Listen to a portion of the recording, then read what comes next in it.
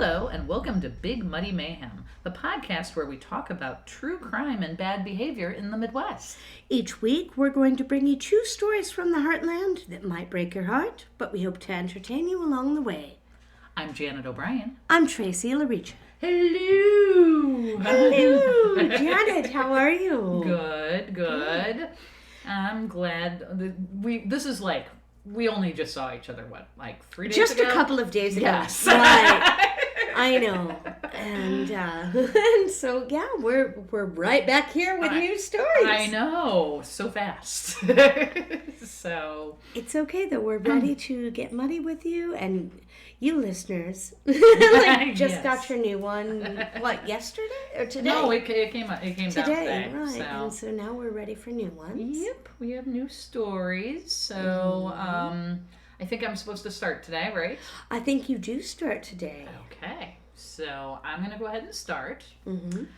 Have you heard of JoAnn Matouk? No. Matouk. Matouk? Mm-hmm. I don't believe so. Okay. No. So this is a story. I remember watching a documentary on this, I guess a year ago, and I was like, oh, yeah, that's really weird. So that's what I'm doing it on. So JoAnn, she grew up in Grosse Pointe Woods, a suburb of Detroit. Oh, okay. Okay, so we're in Michigan. We're in Michigan. I'm not in Chicago this week. In 1980, she married David Romaine. They had 3 children, Michelle, Kelly, and Michael. Mm-hmm. They were married for about 25 years, and then they ended up get separated. That's a good run. Yeah, that's a good run. Good run. So he left her because he started getting together with her best friend. Oh, well, You know, it's a thing. You don't just wake up after 25 years. No. No. And walk away. No, you don't. Per her daughter Michelle, JoAnn was full of life. She was a great mom and had a warm heart. She was everyone's best friend, except that best friend, I'm sure. I was going to say everyone's best friend, except for the one that... Yeah. Also, I have a feeling full of life is not going to be a long-lasting thing either. So she grew up growing up with the kids. They had the house that everybody came to. So, it was like an open house, Especially her husband, her best friend. So, January 12th. 2010. So much coming in this house. Okay. JoAnn is very religious. She went to church at least once a week, sometimes 2 or 3 times. She liked to go to those prayer groups at the Catholic Church. She was yelling, "Oh God, oh God, oh God." More than she should have been. So she goes to church at least once a week. She went to a prayer service on January 12th at 7 p.m. at the St. Paul Catholic Church, located on Lakeshore Drive in Grosse Pointe Farms. Okay. Lieutenant Andrew Rogers, he's on a routine parole, and he noticed her Lexus is in a one-way exit driveway that's adjacent from the church, and about 100 feet away from Lake St. Clair. Okay. He runs the plates, and it was registered to her daughter, Michelle. Now, currently, JoAnn is living with her daughter since the whole separation, so she's moved into... So she's moved in, she's staying with her daughter because she and her husband are splitting up. Right, okay. Exactly. Since it was on private property, he didn't see an issue with it, so he didn't issue a ticket, and he didn't investigate any further. Right. I mean, it's just a car. She's not in an unknown home. Right. She is. Yeah, it's just her car. This is a family matter. Right. Yeah, the car is just sitting across from the church. An hour later, the public safety officer, Keith Colombo, he sees the car. I know, Colombo, right? He notices that it is the only car in the driveway, and the church seems pretty dark inside. So he's like, this is one of those communities where everybody knows everybody. there are like 500 people there, and so everybody is all up in everybody else's business. So he's that seems a little odd. So he becomes concerned because it's like a cold January night. It's like 12 degrees outside. We're in Michigan in January, you know? And what if they're naked? He finds that her purse is sitting on the front seat and her wallet has about $1,500 cash in it. So it's not a burglary. That's a lot, though. I know. She wasn't running to Quick Trip. No. You have to understand, Grosse Pointe, this is a very prominent area. There's a lot of rich people who live up there. But $1,500 cash is still a lot of cash. I mean, to be carrying around. I don't know about you, but I've felt a little flush in my life, but I don't walk around with $1,500 in cash. No. He runs the plates and then he searches the area. He doesn't find anyone. And then he notices there's these footprints going from the car out to the lake. It's snowed, so he sees the footprints in the snow, right? He follows the footprints to the lake and they're about 75 feet away from the car.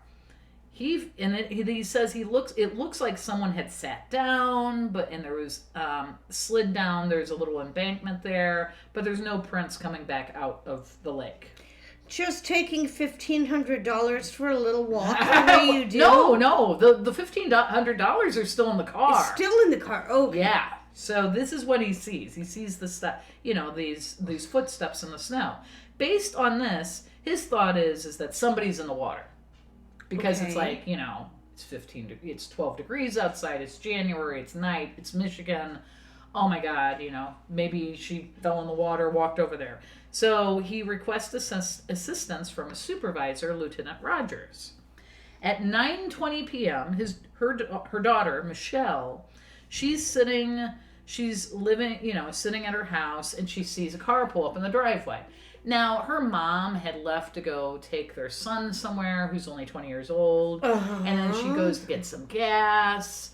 And then she's like, oh, yeah, you know what? I can stop by for the prayer group. That's like only 15 or 20 minutes. And she does that randomly. And that's totally in character for a mother. Okay. So Michelle's just like, yeah, so what? She hasn't been home yet. She probably ran some errands after she went to prayer group. Had to go talk to Jesus about it. Right.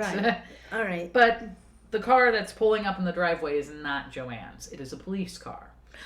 So the police car, they come in, they come and knock on the door, and they're like, we found your mother's car. Well, actually, the car is registered to Michelle, but they live in the same house. Right, but there is a car that is unoccupied. Right, and it's just sitting there, and that seems a little weird. Kelly, the other daughter, she starts calling JoAnn's phone. Like, she starts calling her mom, but it goes directly to voicemail.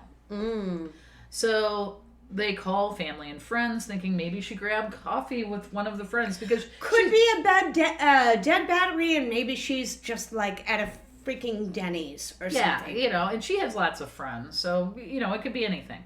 So they end up calling the brother John, the 20-year-old that she had dropped off earlier, and the three of them end up going down to the church. They arrive at the church at 10 p.m. They search the church. Just all over, like, maybe she fell, maybe she's, we have no idea. But they did notice that there's police tape around her car already.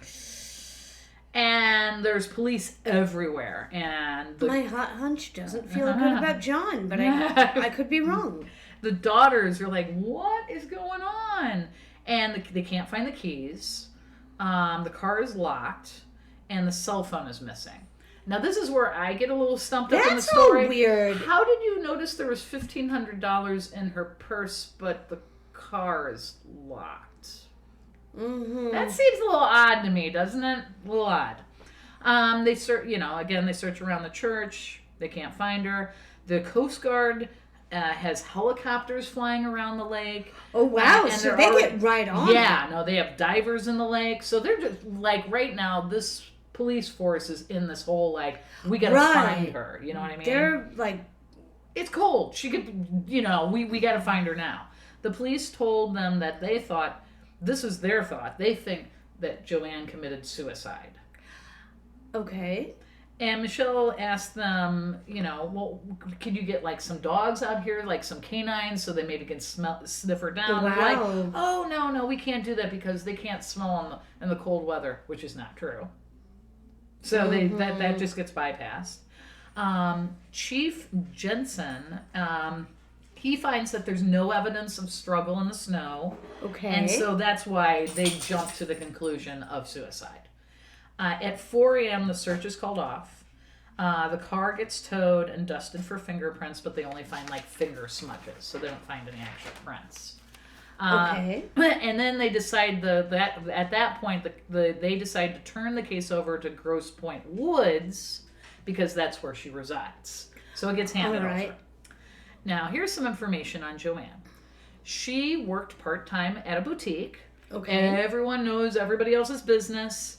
She's loved in the area. She had a really good social life. She would go out to lunch with her girlfriends, and she invited people over to her house for dinner. When she vanished, a lot of her friends were worried. They're just like, what the heck? Because she talks to everyone. She's that kind of person. They start putting up flyers. They start, searching the dumpsters and the woods. They're like, where is she? She's just vanished. And there's no reason to suspect that there's like any kind of concern. She isn't like, her demeanor, her personality hasn't changed. She doesn't have anything that is like... It's coming. So when she vanished, at that point, the water was only 2 foot deep. Oh. It was clear and there was virtually no current. So it's just like, this seems kind of weird. When the water was searched for 3 days more, like after they called it off at 4 a.m., they continued to search like the next 3 days by the Midwest Technical Recovery Team, and they did not find any evidence that she had gone into the water. Okay. William Robinette, the team's director of that group, he did not believe she was at this location. He's like, I don't think she ever went in the water. But the cops are still on this whole, she probably committed suicide thing. There's no visible prints on the dry pavement where she had to cross over. Okay. Per her daughter, Michelle, JoAnn was extra cautious and was afraid of the dark and of water. So why in the world, if somebody's afraid of water, why would she commit suicide This in is water? a Natalie Wood thing. Exactly. So, wow. Per her son, John, he said that she said she was the last one who would ever commit suicide because she was a very faithful Catholic, and that's like against... Jesus will send you straight to hell for that. You do not do that. Very faithful, would not walk away from her children. There was no suicide note. Mm-hmm. And no reason. It sounds as though like there's nothing that is... Right. Yeah. A causation. Exactly. She was not on any crazy medications. Again, it would go against Catholicism to commit suicide. Right. The police believed she left church in 12-degree weather in the dark, crossed 2 lanes of traffic, walked through a snowy area in the embankment in high-heel boots. Well, girl, I couldn't walk across the Walmart parking lot in high-heel boots. Walked down a steep, icy, snow-covered embankment. Sure, like you do. In your high-heeled boots. Slid over 2 break walls for the water coming up, dropped 5 feet, and then went into the freezing cold water to take her life. Sure. That's what the police think. And then Michelle's like, I don't know about this, I'll take incredibly difficult suicides for $800, please, Alex. So Michelle is like, you know what? I don't know what this police department is doing, but they're not doing this correctly. So she ends up hiring Salvador Rastorelli, who was an expert crime scene investigator and a water expert. He said he's seen several cases where the police just immediately believe suicide. Mm-hmm. Per her case, crime scene was trampled all over because they were in this fit of trying to find someone. Sure, and there's too many people, just like too many Spider-Men, right? Like, and everybody's all... Nothing was properly photographed, specifically the footprints. There was no cast on the footprints. They're like the chief was like, well, they look like they were about her size. I'm like, did you take pictures? Did you angle the camera? What kind of shoe was it? Right. Did you, like, do a cast of it? Anything? No, none of that was done. So... But yeah, per the chief, he was like, oh, well, we didn't have time to do that because we were just too busy trying to find her.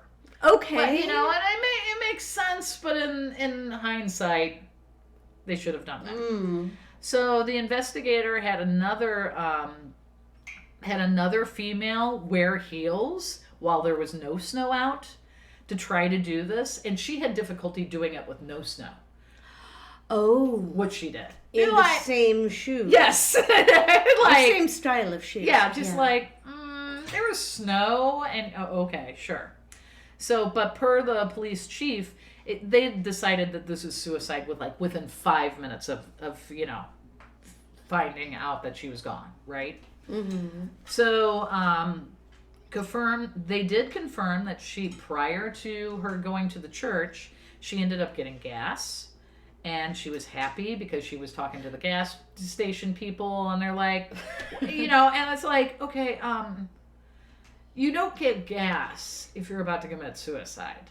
That's completely a big red flag. Like why would you fill your tank? Right. I mean, now you might get gas right before suicide if what you're doing is like death by Del Taco. Right. Right. But this being said, you don't stop who cares? Right. If your tank is full. No, you don't. If you're getting ready to end your life. Exactly. Then Michelle decides to hire somebody else. She hires a retired FBI agent by the name of Bill Randall. He gets a copy of her phone records. This is where the story starts to get a little weird. Go on. Then he finds a phone number that belongs to a security company. 1 week prior to her disappearance, she was caught trying to contact an investigator because she thought she was being followed by a person or persons. No. Yeah. Okay, so this is... So it's just like, what? So she also told her children what she's like, I think I'm getting followed. Michelle apparently just was like, whatever, Mom, and kind of blew it off. John, the younger, her youngest was like, she seemed a little troubled over this, and he kind of listened to her a little bit more because apparently JoAnn and her youngest son were really, really tighter. Close. Yeah, they were tight. Michelle said she didn't really pay attention to what she said about that. She did not tell John what she was concerned about, though, other than the fact that she thought she was being followed. That's where she didn't give the whole story. I think being followed is cause for concern all on its own, correct? Right. So Bill Randall, that's again the former FBI agent, he ends up contacting the boutique and talks to the co-workers. And they said, the co-workers tell him, on January 7th and January 8th, she was receiving a lot more phone calls on her cell phone than normal. And she would walk away to answer them, and normally that was not a thing that she would do. So that was the 7th and the 8th. And then can I ask again, I'm sorry to make you go back there, can I ask again when she disappeared on January 12th. Okay, so not very far. No. Yeah. Not very long at all. Right. This is... There's reason to go back a few days. Absolutely. So, they said that she received more than normal phone calls, and she would go walk away to talk to the person who was ever on the phone. And the boutique people or boutique employees were like, that's not normally a thing she would do. She even changed the locks on their house. Oh, wow. So she was concerned. Yeah, there was cause concerned for her to have concern. Right. So, per the people at the church, when she left the prayer group between 7:15 and 7:20, one of them thought they heard her car alarm go off. You know, that little alert chirp. alarm? Yeah, the one where if you need to find your car. Where is it? Like, so, and they said it just went off for 15 seconds. They didn't think we've all done that, oh right? God, right? Like, we've all been in the parking lot and, like, where the heck did I park? Right. But they didn't see anyone near the car. A witness said they saw a black van parked in the driveway between 7:25 and 7:35, and that person was the last person to leave the church. Ooh. They did not see JoAnn at the car at the church at that time, though. They just saw the van. So I don't know if they missed it or what. Like, maybe it wasn't there and it came back. They didn't see her. There's just a car there, and they don't really... Well, they're not the van. They're not paying any attention because it's just like, all right, well, here is the car. Right. Maybe it's just somebody looking for their car. Yeah, I don't know. Whatevs. So 70 days after she disappears... She is found on Saturday, March 20th, 2010. Her body is found by two fishermen on Bablo Island, 35 miles away. Oh, wow. So, Scott Lewis, another investigator. We have all these investigators coming into the story. Okay. He's an investigative reporter and a private investigator. He feels like it is super unlikely that she floated from where she supposedly went into the water 35 miles all the away. way down. Yeah, because there was no current, you know? Why would she go... And, of course, he questioned the same thing. Why would she go get gas if she was going to go kill herself? Mm-hmm. The manner of death was totally undetermined due to the decomposition. Because it's been 70 days in the water. Exactly. All of her pockets are zipped up on her coat. Her keys are in one of her coat pockets. Apparently, her coat is zipped all the way up to her chin. And according to Michelle, her daughter, she never zipped her coat up that much. And why would you worry so much about where your keys are if you are planning on, taking your final swim? Right. You know? Her rosary and her cell phone is missing. Oh, no. Yeah, so they're just missing. She apparently has no scuff marks on her shoes. Because all of that climbing that she would have had to do to commit suicide, there should have been scuff marks. Something on her shoes. There was no scuff marks. What they believe is that, the investigator believes that somebody pushed her into her own car, drove her to the Detroit River, killed her, and then dumped her, and then returned the vehicle back to where it was. You would also think that if it were an accident, that you might have had scuff marks on the shoes because you would have fallen. You know, like if you were on the edge of a bluff, right, and getting ready to fall down into the water, you would have scrapes on your hands. You would have scuff marks on your shoes. Even if it were a bad situation, and you're just out and you're a little bit sloppy and you're falling down into you don't just no marks to me indicates that she wasn't awake or cognizant when she went into the water. Right. So they were and also the fact that the purse was left on the seat, they're they have a feeling that she probably got driven away in her car and they brought it back and left the purse there so it'll make it look like something else happened. Right. So now we go to our suspects. Okay. How many are there? There's only two. It was three, but the third one was kind of iffy to me, so I'm not worried about that one. The first one is John, her son. Oh, no. That was what I was worried about. Okay, he had a bunch of legal issues, but he ended up not being suspected in the end. The thing is that during this time, it's when the housing market was not doing so well.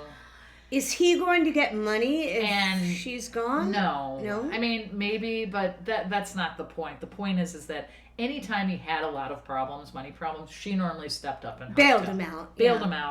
JoAnn and John were very tight, and sometimes she'd bail him out financially. The reason they're not really suspecting him specifically, they're suspecting that maybe he owed money to the wrong person. Oh, and so somebody else is... Somebody else were we're going to go after you by going after your mom. Mm. And, of course, John feels horrible about that. He's like, I would have rather them killed me than my mother. Of course. This is just insane.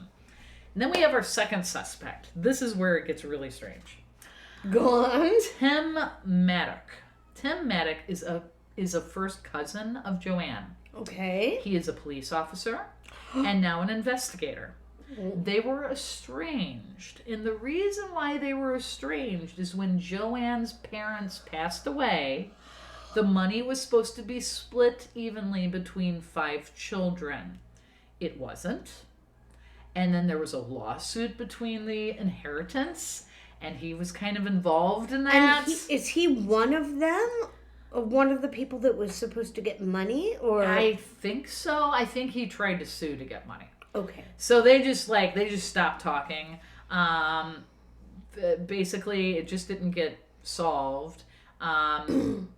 It wasn't distributed properly. A few weeks before she disappeared, Tim and JoAnn ended up having an argument over the phone, even though they were estranged. Apparently, he just called her out of the blue, and she answers the phone. She's like, "Why are you calling me? Do never call me again. I don't trust you." Yeah. And she hangs up the phone, and then right after this happens, she tells her oldest daughter, Michelle, "If something happens to me, it was Tim." Ooh. And she feared him because he was a police officer. So lots of infighting between the family, so there's never conclusion. This is an unsolved case. But here's the problem. The reason why they kind of sort of think it's Tim is they think he's being covered up because he's a cop. Completely. Like Yeah, so like... They are protecting their own. Right. So the timeline of when things happen gets really construed here. So like apparently the Coast Guard was called at 9:30, but they didn't even check on the car itself until like 9:55. But the officer showed up at their house at 9:25. So like they're already doing stuff before they've even told the family. And every freaking detail is... Like, they're the ones that have the timeline, right? You know, so any actual physical, like, any actual record is based on the word of a not uninterested party. Right, exactly. On June 2014, Michelle and the family filed a $100 million civil lawsuit against the city of Grosse Pointe Farms for covering up the murder and possibly protecting Tim. Well, shoot the moon, I guess. Right? I know, that's a lot, but no, it's still unresolved. I ended up watching basically a newscast about it. I will put it in the show notes. But yeah, it was this hour-long newscast in Detroit of covering this whole story, and there's more and more. But it's just like, oh my god. I love and hate. I know! An unsolved case, right? I mean, I guess another suspect was kind of sort of the ex-husband, but he didn't really have anything to gain from it. He didn't. He already, he was moved on. He was fine. If I had to put $1 down on it, I'd put mine on Tim. I would put my money down on Tim as well. But and there's a totally interview on the thing that I watched today about it, and he's like, "Why? I'm a cop. Why would I do anything?" But you know what? Unsolved cases get solved every day, so we might even be able to come back around to this. Exactly. So that's my story. Right? Yes. I had to do that one. I love it and I hate it. I know. So you have a story for us? Oh, wait, was I supposed to? Janet, I do have a story for you. Okay. And my last couple have been a little bit like research heavy and a little bit long. Thank you all very much for putting up with me last week with the Leslie Irvin story. I really, really loved it. It was a good story. And this week I have something a little shorter and a little lighter. Okay. And Janet. Tracy. Would you like to hear about the Ozark Hoo Hoo?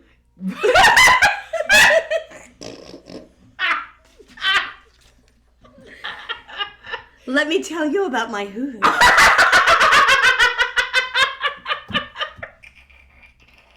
Janet. Tracey. Janet. Tracey. Please tell me about your hoo-hoo. We're going to talk about the Ozark Hoo Hoo. Okay. It's been a hot minute since I've done a cryptid story. Yay. And so we are going to talk about cryptids, and we are going to talk about the Ozark Hoo Hoo. Oh, in fact, while I am, because I did actually get my photos together, I'm going to find them. So the Ozark Hoo Hoo, which is also known as the nightshade bear, the Ozark howler, the devil cat, or the wampus cat. Wampus cat? I like wampus cat. I have 2 new kittens, so we're all about devil cats in this household. I like saying hoo hoo, so we're going to call it that. Some people say that they are bear-shaped. Okay. And some people say that they are, like most people say, that they are kind of cat-like. Okay. Probably red eyes and probably horns. Probably horns. So I'm going to show you a couple of pictures of hoo-hoos. Okay. You ready to see some I'm ready. All right, so there's the first one. Oh, wow. Yeah, so it's got red eyes. It has sharp fangs. It definitely has horns and pointy ears. Kind of like it looks like a big wolf almost, you know? They have said like wolf-like, bear-like, cat-like. Yeah. So they are, and we'll talk a little bit about what they think the hoo hoo might actually be. Gotcha. But first of all, I'm going to get into the history of the hoo hoo. Okay. And we're going to start with Laura Ingalls Wilder. What? No. Hoo Hoo and Laura Ingalls Wilder were not what you had on your bingo card. No, it was not on my bingo card. Apparently, back during one of the iterations, like one of the Little House books, yes, she talks about having heard and maybe seen the hoo hoo. Oh. But that was when she was living in Wisconsin. Oh, wow. Okay. So Laura Ingalls Wilder had an encounter with the hoo hoo. And then there's also Daniel Boone. Really? He says that he has shot at it a few times and he's killed at least 2. Did you know, you want to know something about Daniel Boone? Go ahead, yes. I share his birthday. Do you? Yes, I do. Oh, well, happy hoo hoo birthday. You and Daniel Boone next time. Anyway, Daniel Boone says that he's shot at and killed at least 1, but he's seen them a few times. Wow. Now, that being said, the same article where Daniel Boone talks about having shot and killed a hoo hoo, he also says that he has shot and killed a yahoo. Okay. Do you remember Gulliver's Travels? Did you ever read Jonathan Swift's Gulliver's Travels? I somehow missed reading that. Okay. Well, they have a whole bunch of people that are, like, they have the Lilliputians, which are, like, the tiny people, and then they have the Yahoos, which were these big, like, hairy giants. Okay. Daniel Boone says that he's shot a hoo hoo, but he also says he shot and killed a yahoo, which was from a book, which was from a book and not existent at all. Got it. So, like, all right, fine, cool, whatever. We're gonna make a note and we're gonna move on. Teddy Roosevelt. Well, he shoots everything though. He did not shoot a hoo hoo. Oh. But he really, really wanted to at least see one. Of course he did. He liked hunting. One of the Rough Riders, you remember Teddy Roosevelt, like all of his, like the Rough Riders or whatever. One of his Rough Riders, his name was John Greenway. He was from the Ozarks, and so he told Teddy all about the hoo hoo. And when they were in Cuba, the country, not Cuba, Missouri. we gotta be really specific here. When they were in Cuba, the country, he was talking about like the Ozark howler and this, that, and the other. And he told Teddy all about it, and Teddy was like, oh gosh, I'd really like to see one. And he said he called it a bully good beast. And one that he would like to run across. Of course. Also known, also it's worth noting that Springfield, Missouri has an escape room place. Okay. You know how everybody does escape rooms now. It's like everybody has a podcast. I know. Hey. But ours is good. We have a good podcast. But anyway, Springfield, Missouri, they do have an escape room. And they do have an Ozark Hoo Hoo escape room. Oh my God. Where your job is there's a little video. And then your job is just to get out of the campsite before the Hoo Hoo gets you. Oh, nice. So this is planned for when we do Branson at some point? Completely. And we're going to have to do that. We're going to have to go see if we can escape the Hoo Hoo. Now, there are a few different, like I said, there are a few different things about the Hoo Hoo. The scream is described as either a wolf, an elk, or a woman screaming. Okay. They think it could be a bear. They think it could be a cat. In all actuality, the best that people that have studied the Hoo Hoo can tell are that they think it was probably a red wolf. Oh. Which is a species that is suspected to be extinct. Yeah, right. But that there might still be. And so, have you ever heard an elk? It's kind of got like a like a scream. And so, all right, if they think it's a woman or a wolf or an elk, it's probably a red wolf. Got it. Okay. Somewhere. But that is just part of the story. There is also, by the way, in St. Louis County here in Missouri, St. Louis County does still have some of these endangered red wolves. Oh, that wow. you can go and see at a sanctuary out there. Nice. Okay. But that's just part of the story. I'm going to tell you the other side of the Hoo Hoo. The Ozark Hoo Hoo is also part of a fraternal organization. Okay. They are called the International Concatenated Order of the Hoo Hoo. I'm going to say that one more time. Please do. The International Concatenated Order of the Hoo Hoo.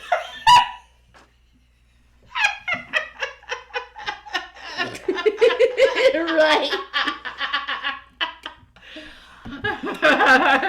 They were founded in 1862. Okay. In Gurdon, Arkansas. Okay. Very likely this is just a drunken caper. It's a fraternal organization, and they are workers in the lumber industry. Got it. Mostly. Okay. And, hang on, I'm going to show you the logo of the International Order of the Hoo Hoo. It looks like a black cat. It is a black cat. And they also really like, for whatever reason, the number 9, so you can see his tail is kind of curled in to make a number 9. Yep. The black cat is their mascot. What I really like about them is, okay, they're founded in 1862. By 1895, they are admitting women. Oh, wow. So, very, very advanced. Exactly. Right? They also support women's sports. By 1904, they have the Hoo Hoo Basketball Club. That is, I'm going to show you the women that play on the Hoo Hoo basketball team. Oh, my God. By 1904, in big, huge, ridiculous hats. Yes. That they all wear. In 1906, they also, they become kind of a philanthropic organization. Oh, okay. Great. So by 1906, there's a giant earthquake in San Francisco. Right, yes. And they raise a ton of money for, this is the 1906 earthquake. Yeah. They raise a ton of money for people that are suffering. There are Hoo Hoo organizations all over the country. Oh, wow. St. Louis actually does have one. And they raise a bunch of money for the San Francisco earthquake. They have, again, like, I don't know why, but 9 is the magic number there. Okay. And they have different names for the different leaders in the organization. The lowest one is Gurdon. Okay. It's from Gurdon, Arkansas. So, Got it. apparently, like, the lowest ranking officer is the Gurdon. And what I think is the best is the very leader, like the president of the Hoo Hoos. Uh-huh. His official title, or their official title, I guess, because it could be a man or a woman. Right. Right. Their official title is Grand Snark of the Universe.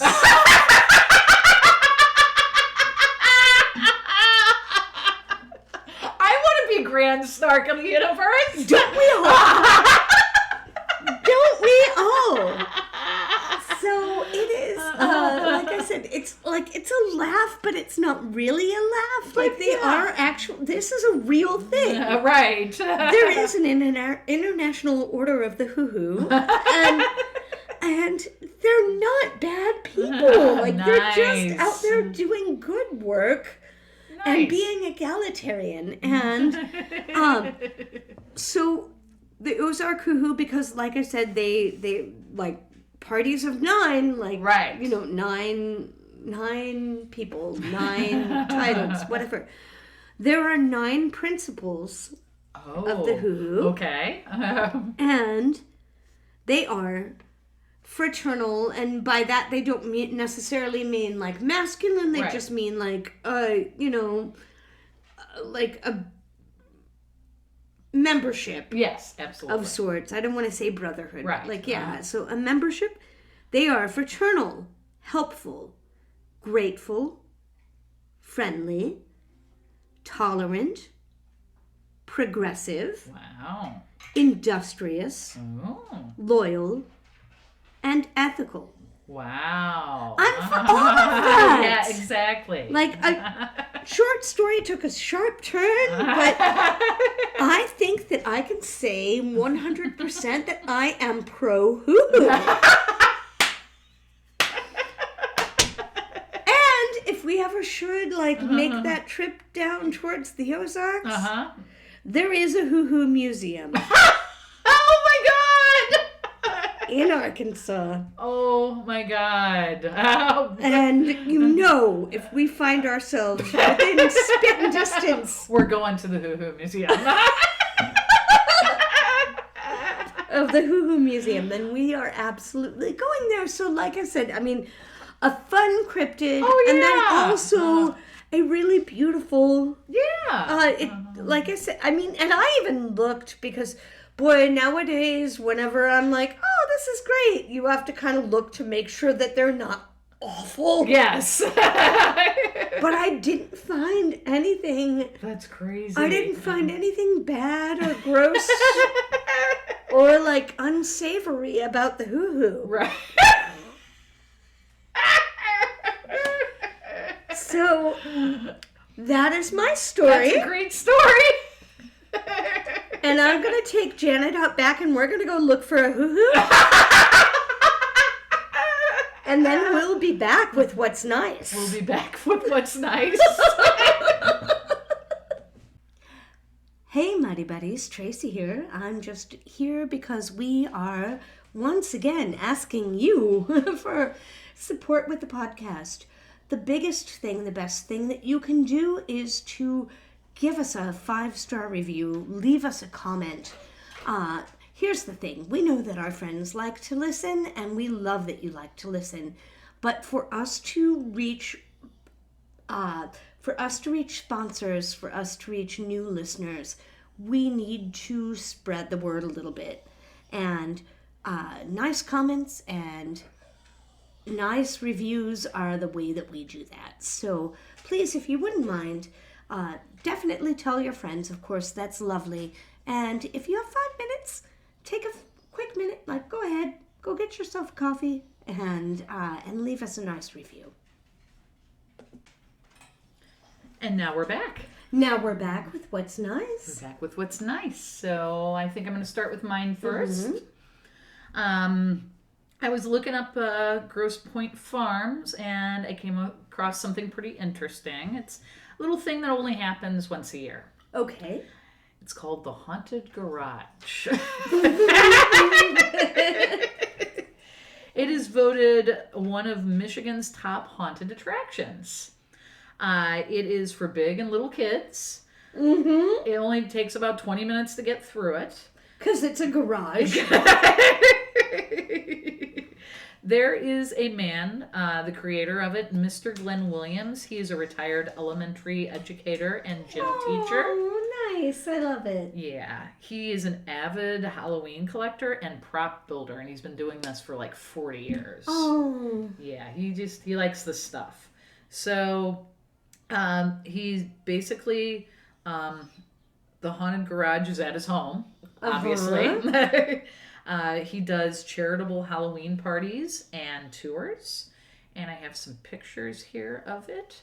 So here's some pictures of some kids. Oh my God. Janet, did you ever meet my dad? I don't think you ever did. No. But anyway, my father threw like block parties every year in St. Charles, Missouri, and always had like stuff in the garage. Like, literally, my mom couldn't park her car in the garage because there were like coffins stuffed in there like the rest of the year. Yeah, there's some more pictures. And this is so familiar. Oh my gosh. So it's just fun. He really likes doing this. I mean, it's just basically, it's more for fun for him, but he ends up raising money for charitable organizations. And yeah, it's just a nice little thing that he does every year out of his garage. And it's called the Haunted Garage. The Haunted Garage. And so, like, people go through and it's trick-or-treats and all of that sort of stuff. It's for little kids, you know. Yeah. I mean, bigger kids too, but it's not like a super scary thing.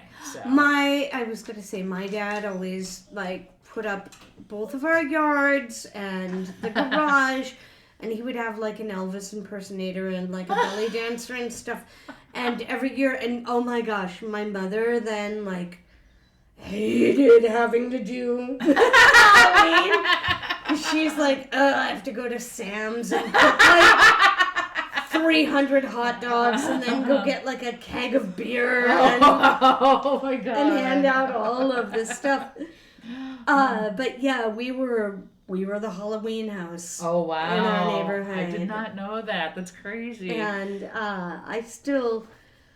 it's very, very different right now in that, like, this, like, now that I am an adult and can do it on my own, we always hand out candy. Right. And I love Halloween, but, like, but woof, we don't go that hard. Yeah.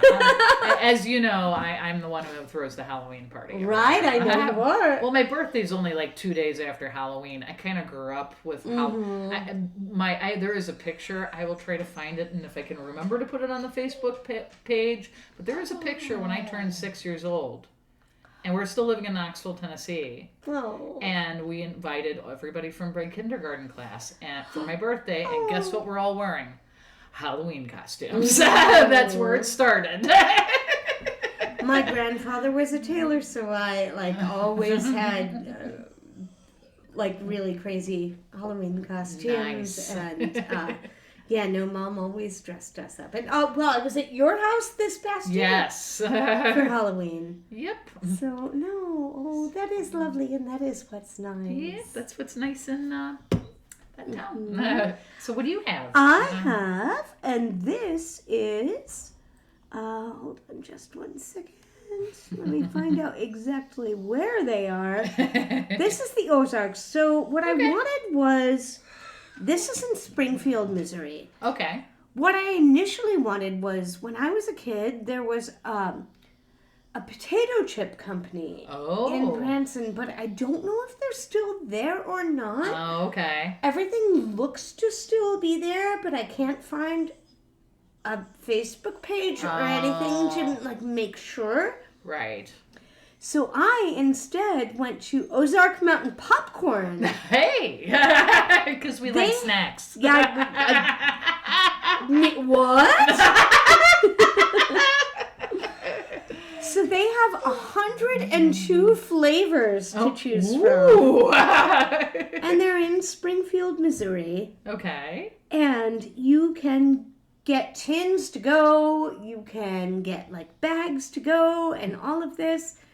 And they have a whole bunch of different popcorn flavors. And I don't want to say that I went through all 102 flavors of the popcorn. Kettle corn, peppercorn, caramel, cheddar cheese, cinnamon. Ooh, that's interesting. I know, it's wild. And that's all of them. Wow. Yeah, we got banana, birthday cake, black cherry, blue coconut, blueberries and cream, blue raspberry. I know, there's a lot. Cherry limeade. Cherry limeade, chocolate banana. Chocolate toffee. Cinnamon roll. Amazing. Wow. I looked at a whole bunch of them. I think the one that I want to try is the Cupid's corn. Okay. Strawberry, red raspberry, and vanilla. Ooh, so nice. like I like a sweet. I love a sweet and salty. Yes. So you can do all of this stuff. And you're looking at more solid. Oh yeah, you can buy. Yeah, like you can buy them by the carton. You can buy them by the. Looks like the gallon. The gallon, like just buy the stuff, and they have a Springfield mix. They have a Kansas City mix. Oh wow! Which is it looks like it's red, like strawberry. And then also the cheddar. Oh. Which isn't necessarily what I would put together, but it's like Chiefs colors. Sure. Right? Absolutely. Yeah. All of that stuff. But they are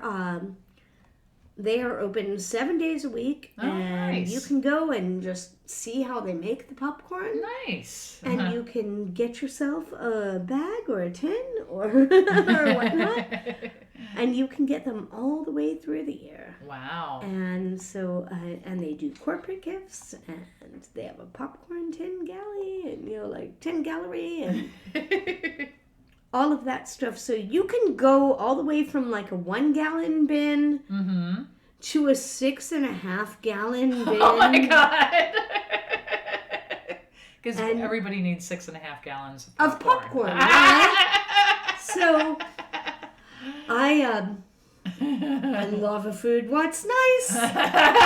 Yes. I love popcorn. Me too. Me too. I'll eat a boatload of it. And 102 flavors of popcorn. Like, all right, I'm going to try at least a few of them. So anyway, that's what was my What's Nice. That's awesome. This week. Well, thank you for sharing. You're welcome. And thank you guys for getting muddy with us. Yeah, absolutely. We're gonna, I hope everybody has, I mean, when you guys hear this, it'll be after Easter, but I hope everybody had a really good Easter. If you don't celebrate, at least, you know, if you had Good Friday off, we hope you had a really nice long weekend. So. And enjoy spring coming back to us, all of us. Yes, I'm so ready. So I think this is where we end. This is where we end. And as always, we like to say, stay Midwest nice. Stay Midwest nice.